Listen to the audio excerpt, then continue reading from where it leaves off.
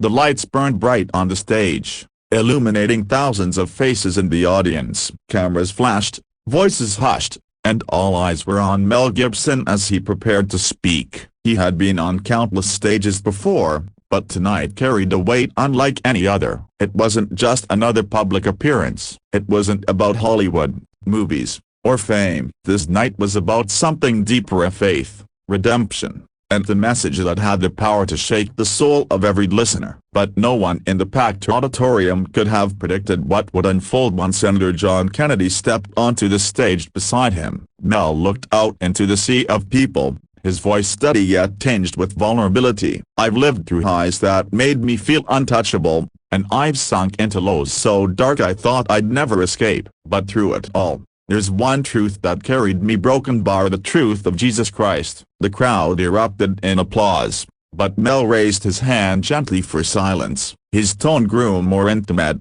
almost like he was speaking to each heart individually. "I made mistakes, I broke trust, I fell, but go to broken bar, God picked me up again. And if he can do it for me, he can do it for you." That's when John Kennedy leaned into the microphone, his southern drawl cutting through the silence with an unshakable conviction. He paused for effect, letting the quiet hang heavy in the air before he spoke the words that would leave Mel Gibson trembling. "Mel," Kennedy said firmly, "Jesus told me something about you." The audience collectively gasped. Whispers started across the room like wildfire. Mel's eyes widened, his breath caught in his throat, and his hand instinctively tightened around the podium. "What do you mean?" he asked softly, his voice breaking. Kennedy looked him straight in the eye. "Jesus said, tell him a broken bar he carried my story to the world when others were too afraid. Tell him, I was with him every moment he thought he was alone. And tell him his mission isn't over yet." The auditorium went still. No coughs, no whispers, no shifting chairs, just silence. And then, as if the weight of those words had reached straight into his chest, Mel Gibson's knees buckled. He collapsed to the stage floor, hands trembling, eyes brimming with tears. Gasps echoed. People leapt to their feet, and medics rushed forward. But Mel waved them off with weak hands. He wasn't hurt, he wasn't ill. Something far greater was happening. On his knees, tears streaming down his face, Mel whispered into the microphone still clutched in his hand, "I thought I was forgotten. I thought a broken bar after everything I did. I didn't deserve to be used by God again." His voice broke,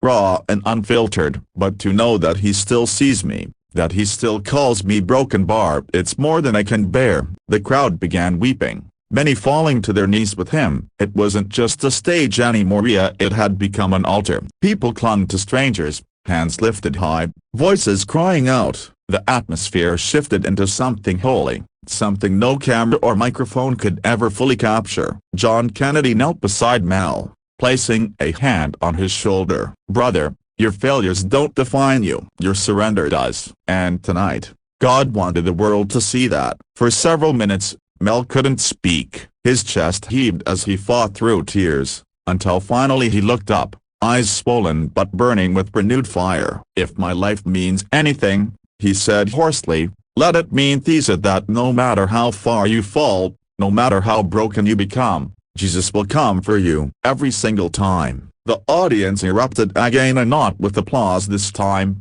but with shouts of praise, with tears, with hearts that had been touched in a way no movie, no speech, no man could ever orchestrate.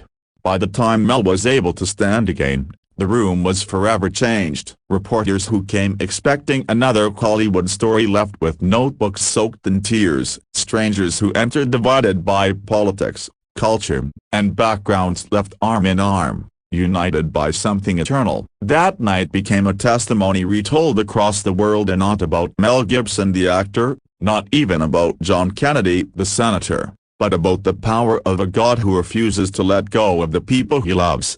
And as Mel walked off that stage, still wiping tears from his face, he whispered to Kennedy, "You have no idea what those words saved me from. I was ready to give up, but now a broken bar, I know my mission isn't over." It wasn't just a night in a crowded auditorium. It was a reminder for every soul who has ever felt too broken, too lost, or too far gone. A reminder that grace doesn't have an expiration date, and that sometimes, in the most unexpected moments, God will send a message so clear it drops you to your knees.